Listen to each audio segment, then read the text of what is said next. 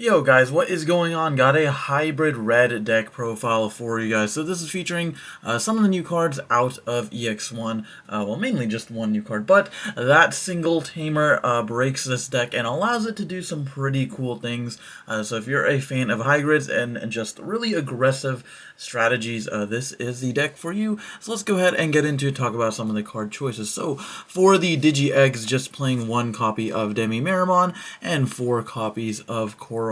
So Demi Meramon, as great as he is, I do value the consistency a little bit in this deck. Now, you're not really swinging with Greymons that much because you are playing a lot of hybrids, but most of the time the attack boost doesn't really help either. You have a lot of other ways to boost your DP, so the off chance that you do actually attack with a Greymon card that you're playing, just a couple of them in the deck, this does allow you to draw the card. And then, of course, if you actually do Digivolve into Ancient Greymon, as I am playing that package, you can draw the card off of him as well. And that is it for the Digi Eggs. And then for the level 3s, like I said, playing a hybrid focus build. So of course we are playing a lot of hybrids. So first of all, 4 copies of the BT4 Flamemon and 4 copies of the BT6 Flamemon. So both these guys do 2 different things.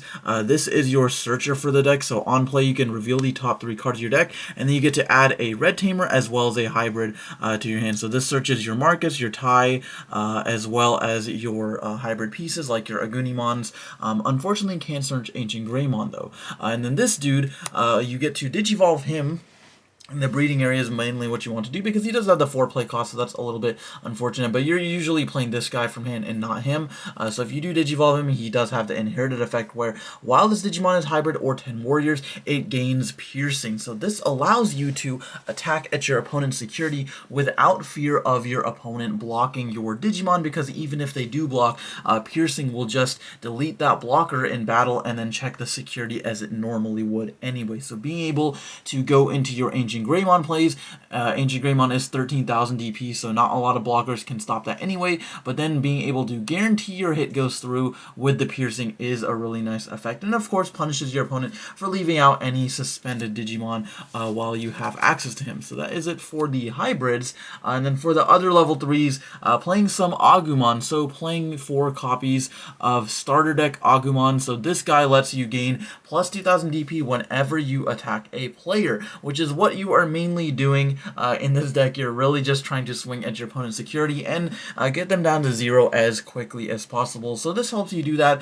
Puts Ancient Greymon to 15,000, puts Agunimon to 7,000 if you don't Digivolve him over a Tamer, if you have this guy instead. And then for the last rookie here, we are playing 3 copies of EX1 Agumon. Now this guy has the inherited effect where once per turn you can reveal the top 3 cards of your deck, add a Tamer card which is not color restricted, and any Digimon card with Agumon. Now, I am not playing Bond of Bravery in this deck, however, it does search any of the rest of the Agumon, so in the off chance you just need another rookie to play or another in your hand to Digivolve in your breeding area in the next turn, then this is the card for you. And then, of course, being able to have the extra consistency to search your Tamers, because your Tamers, like Analog Youth, then search other cards that are useful to your strategy and your game plan. And then Tai, of course, lets you draw cards, gain the memory. Marcus sets you to 3 every turn. So there's just a lot of use for this card in this deck. So that is it for the level 3 Digimon. Then for the level 4s, we have got, of course, our hybrid package, playing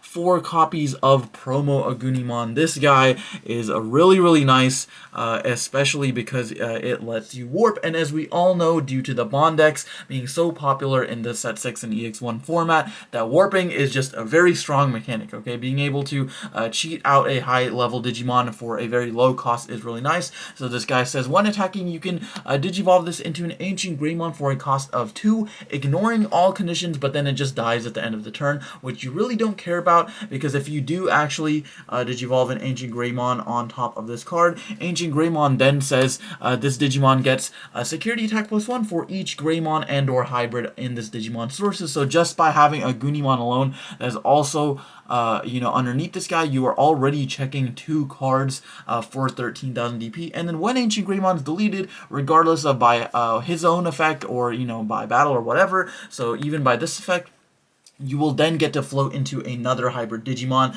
and of course something like Flamemon will then get its on-play effect, so it is really, really powerful.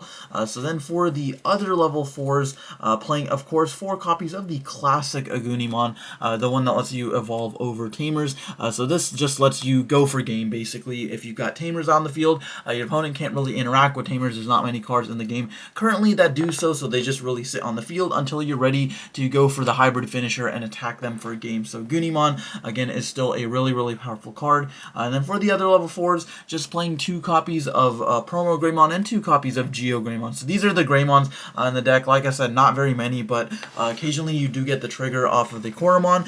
This guy is really, really nice in security. Being able to play him after the battle and then delete something with 4,000 or lower is really crazy. And then, of course, this guy just helps you put extra security pressure if you don't see your Agunimon Ancient Greymon combo, because you do need to see both this card and Ancient Greymon in hand. So if you don't have both of those cards, this is a nice substitute. So putting it on top of an Agumon, which of course we're playing a decent amount of, and then you can just swing at security. And then of course the starter deck Agumon does make him 7,000 DP, more likely to survive the security check. So that is it for the level 4s. And then for the level 5s, only playing 3 copies of Aldemon, because you're not really evolving in this deck very much. Like I said, you're usually either staying at champion level or you're warping into Ancient Greymon, but this guy does just give you another play to do. If you Digivolve him and he has a hybrid or a red tamer underneath him, you do get plus 4,000 DP during your turn, so he is 11,000, and he inherently has security attack plus 1. So this is really nice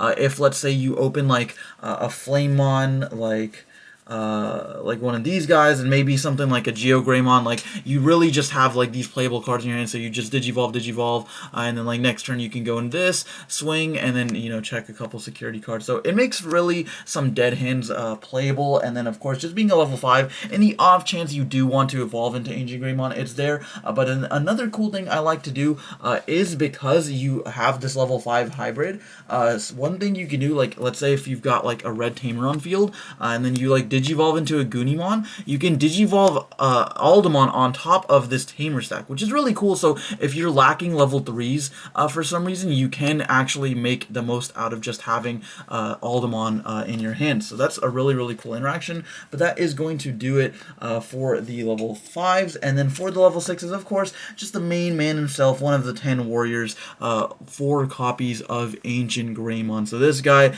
like I said, during your turn, this card gains security attack plus 1 for each Greymon and our hybrid in its security, in its Digivolution cards.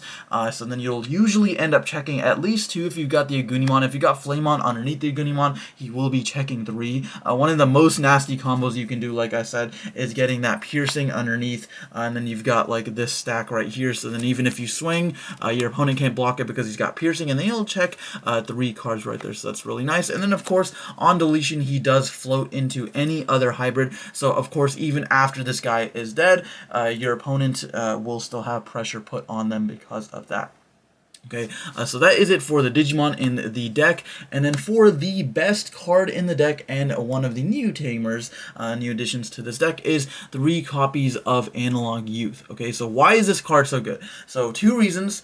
Well, first of all, because it has a 2 play cost that's already cheap to use, but for its 2 main effects, on play you reveal the top 3 cards of your deck, add 1 Digimon card amongst them, which is not color restricted, so this can basically go in any deck, any sort of strategy you want, and then you get to trash the remaining cards. Okay, and then during all turns, when one of your level 5 or higher Digimon with Digivolution cards is deleted, you may suspend this Digimon to not only gain 1 memory, but then hatch a Digi Egg if you do have that empty space in your breeding area. Okay, so this is really nice because a lot of times, like I said, your goal is to warp into Ancient Greymon and then he dies at the end of the turn. But what you can usually do is extend your turn with Analog Youth. Okay, so picture this. Right, let's say you've got Analog Youth on the field, you're starting your turn at 3 memory, and then you've got like your Agunimon, your Ancient Greymon, and then some sort of like level 3 on the field or coming out of the breeding area. So what you can do is, like, you're at 3 memory, I can Digivolve this for 2, and then, you know, attack my opponent's security, use his effect,